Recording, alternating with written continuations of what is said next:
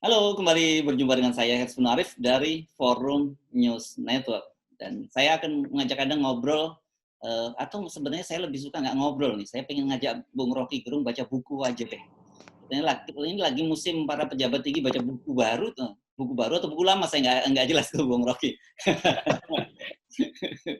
Gimana kalau ada buku baru nih Bung Rocky? Ada, saya lagi ngedit buku baru. Nah, apa itu? Ngedit buku. Judulnya The Rise and Fall of KPK. Oh, iya.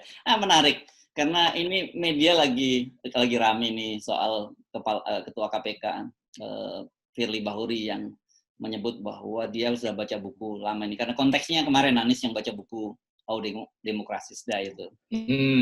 Terus Firly bilang bahwa itu ada buku Why National Fails gitu. Itu dia bilang cerita itu tentang korupsi dan sebagainya. Dan dia udah baca itu sejak tahun 2002. Kan ini keren kan, bagus dong seorang pejabat gitu membaca buku-buku berat seperti buku teks. Tapi problemnya kemudian wartawan mendapati bahwa buku ini terbit tahun 2012 gitu. Jadi nah, inilah yang kemudian jadi olok-olok di media massa maupun di media sosial gitu. Ini ada fenomena menarik bahwa olok-olok terhadap pejabat itu jadi political culture yang baru tuh.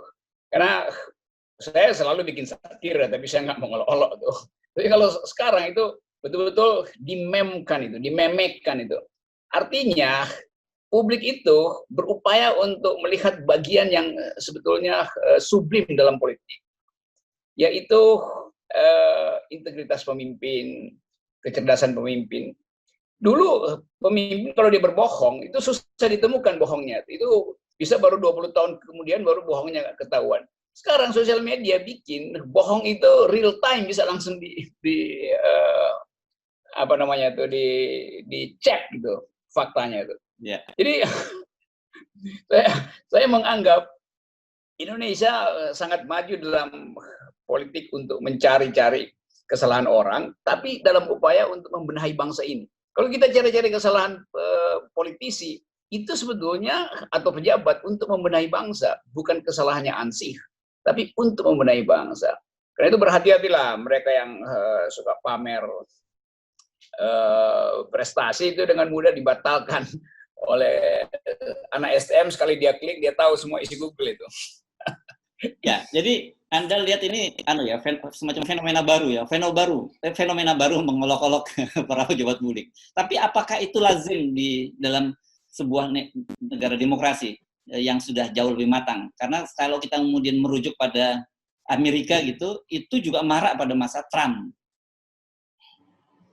Ya, itu demokrasi itu selalu mengalami jebakan, itu jebakan otoritarian dan jebakan kedunguan. Di kita dua-duanya kena tuh, jebakan kedunguan dan jebakan otoritarian tuh.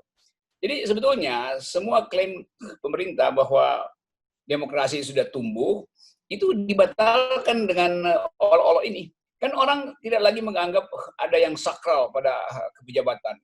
Kalau pejabatnya udah pakai baju dinas, seolah-olah pada kedinasan itu melekat apa yang disebut noblis oblis itu, apa namanya, apa itu noblis oblis ya, pada noblis, pada kehormatan melekat kewajiban, melekat oblis itu. Nah, orang nggak lihat itu, orang lihat bahwa pejabat ini cuma mau disebut noblis, tapi oblisnya itu nggak mau dia perlihatkan, karena memang dia menghindari oblis itu karena nggak mampu. Jadi memang bangsa ini sedang diuji di dalam dua soal, yaitu kesulitan ekonomi politik, tapi juga diuji di dalam kejujuran kepangkatan itu. Nah, itu yang saya kira sedang diawasi oleh mata netizen, karena pemerintah klaim mereka kuasai big data. Ya iya, big data itu bisa dikuasai oleh big brain juga, tapi istana isinya adalah small brain, big data small brain. 4.0 klaimnya, tapi isi kepalanya itu 0.4.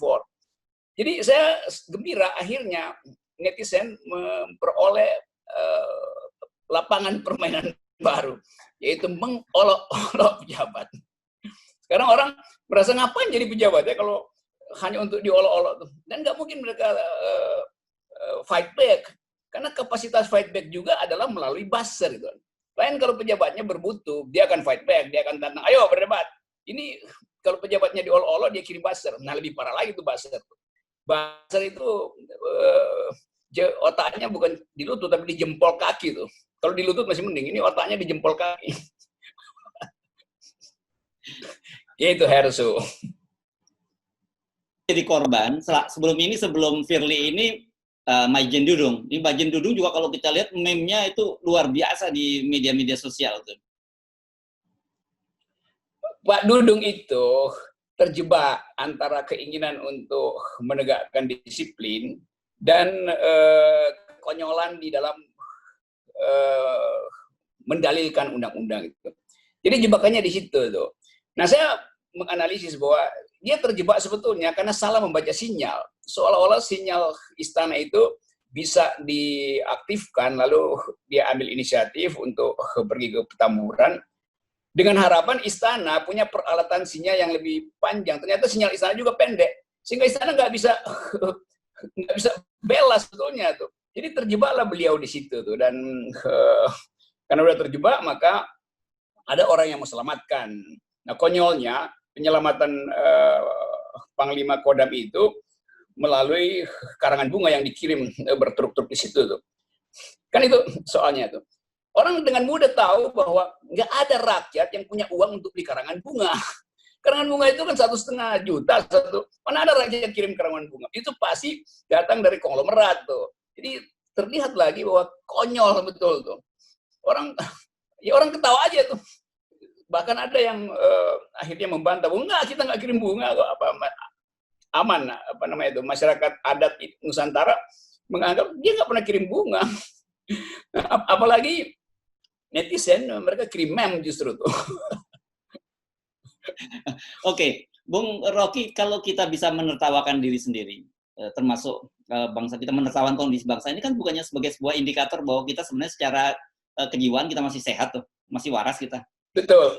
Jadi tanda pertama orang masih bisa bikin olok-olok itu artinya otaknya masih sehat.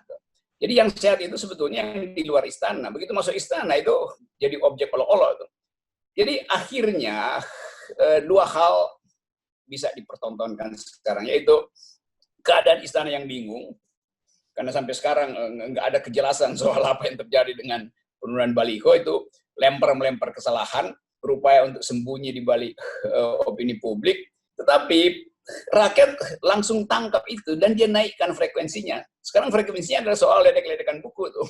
Jadi makin susah lagi istana nanggapi kan, karena langsung telah itu antara buku ilmiah dan buku cergam. Mungkin sekali kalau saya bilang ya, di dalam cergam itu, di dalam Shinchan ada banyak filosofi itu. Di dalam Shinchan orang belajar tentang integritas dalam bentuk cerita fabel misalnya, cerita dongeng binatang yang cerdik gitu. Tapi masalahnya Pak Jokowi nggak mampu mengolah itu. Stafnya juga nggak mampu untuk menyodorkan tafsir terbalik dari Shinchan kan. Kan mestinya diunggulkan kan, Shinchan adalah ahli di dalam mengatur strategi. Ini nggak mampu. Jadi sayang sekali bahwa suhu perdebatan masuk di dalam wilayah yang abstrak, intelektual, tapi istana nggak bisa lakukan countervailing argument itu. Demikian juga pejabat yang lain kan. Saya berpikir nih semua pejabat lagi berupaya nih, buku apa yang akan dipotret supaya masuk viral. Ngikutin Anies tuh. Bedanya Anies memang dosen, Anies itu pernah jadi rektor. Jadi dia hafal jenis-jenis buku dan tahu apa sinopsis dari buku itu. Sekarang pejabat dan politisi mau memaksa baca buku, itu lebih konyol lagi. Dengan mudah ditebak bahwa ini bohong-bohongan. Nah, tadi kan Anda menyebut bahwa indikatornya kalau masyarakat masih suka meledek pemerintah ini sehat, waras gitu. Nah, tapi bagaimana dengan kewarasan demokrasi kita gitu? Orang nggak peduli lagi dengan demokrasi, karena orang anggap bahwa kita memang harus berantakan dulu, baru demokrasi diinvestasikan ulang. Jadi mestinya istana cari buku yang judulnya misalnya Reinventing Our Democracy. Kan mestinya begitu kan, buat nandingi How Democracy Die gitu kan. Sebetulnya bisa dicari loh itu, walaupun cuma judulnya aja kan bisa. Menteri Erik atau Menteri atau Pak Mahfud kan banyak koleksi buku, saya nggak tahu dia masih baca apa enggak. Tapi paling nggak Pak Mahfud taruh fotonya itu, judul buku itu misalnya Recollecting Our Past History, macam-macam gitu kan, atau 6.000 tahun merah putih, bisa diganti 6 tahun kedunguan kan, bisa dibikin-bikin kan. Atau dulu Pak Prabowo bikin Indonesian Paradox gitu ya. Iya, Prabowo bikin Indonesian Paradox. Tapi kemudian netizen bilang, nah itu berlaku buat saudara tuh, buat dia sendiri tuh, Indonesian Paradox. Tapi Pak Prabowo dia bisa bercanda balik gitu. Ya. Kan kelebihan Prabowo dia bisa balikin argumen. Ya, ya. Dan dia juga memang suka baca buku gitu ya. Iya, itu gudang bukunya banyak. Dan dia pembaca cepat. Kalau soal buku tuh Prabowo. Nah, suruh aja Prabowo bantah semua, kan jadi gampang kan. Tapi saya nggak tahu apakah masih ada komunikasi intelektual antara Prabowo dan Pak Jokowi, ya mungkin nggak terjadi tuh. Karena itu juga beda kamar tuh. Bung Rocky, saya ingat tahun 2016 lalu ketika Pilpres Amerika gitu. Di medsos saya membaca seorang warga Italia gitu, ketika ditanya oleh wartawan di Amerika, dia ditanya, Anda dukung siapa? Oh, kalau saya dukung Trump gitu. Kenapa kalau Anda dukung Trump? Ya, asalnya saya capek. Kalau saya pergi kemana-mana di belahan dunia, saya ditanya, why Berlusconi? Karena pada waktu itu kan Perdana Menterinya Berlusconi. Jadi kalau Trump terpilih, jadi orang nggak bertanya lagi kenapa bangsa Italia memilih Berlusconi, karena Amerika juga memilih Trump. Nah, mungkin pertanyaan, jangan kita juga diolok-olok orang seperti itu nanti. Kelihatannya begitu. Semua orang lagi cari kesempatan untuk menampilkan olok-olok yang bermutu, kendati itu merendahkan itu, dan selalu ada kecerdasan di dalam kekonyolan, selalu ada yang mencari jalan untuk menghasilkan kecerdasan. Itulah fungsi meme. Jadi olok-olok itu ada bagian dari politainment sebetulnya tuh. Jadi jangan lagi nanti olok-olok itu dicarikan deliknya di ITE, itu gila lagi tuh kan, di negeri makin tenggelam tuh. Ya, saya kira kita perlu ingatkan pemerintah karena ini kan penting meningkat imunitas gitu ya. Jadi dengan orang masih bisa bercanda kan imunitasnya akan terbangun. Jadi bagian dari kita menghadapi COVID gitu ya. Saya kira begitu, dan salah satu akibat dari kegugupan pemerintah membaca situasi, dia mengalami apa yang di dalam psikologi disebut apasia. Apasia itu ketidakmampuan untuk memformulasikan sesuatu karena takut nanti diledek gitu.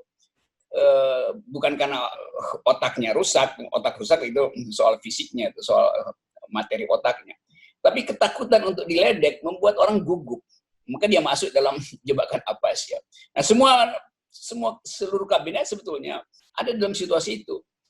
Takut untuk mengucapkan sesuatu, nanti langsung diterkam oleh netizen kan. Jadi saling nyorong bantalan gitu. Lu duluan deh, kalau lu dihajar gue bisa ngeles sedikit. Tapi udah nggak bisa, karena problem kita hari ini, kepemimpinan intelektual tidak terlihat, kepemimpinan konseptual tidak terasa. Yang ada adalah arogansi. Dan itulah, dalam arogansi orang publik memilih untuk mengolok-olok.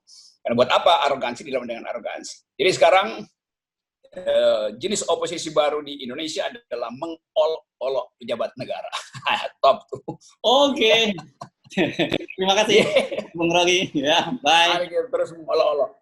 Sip, mantap.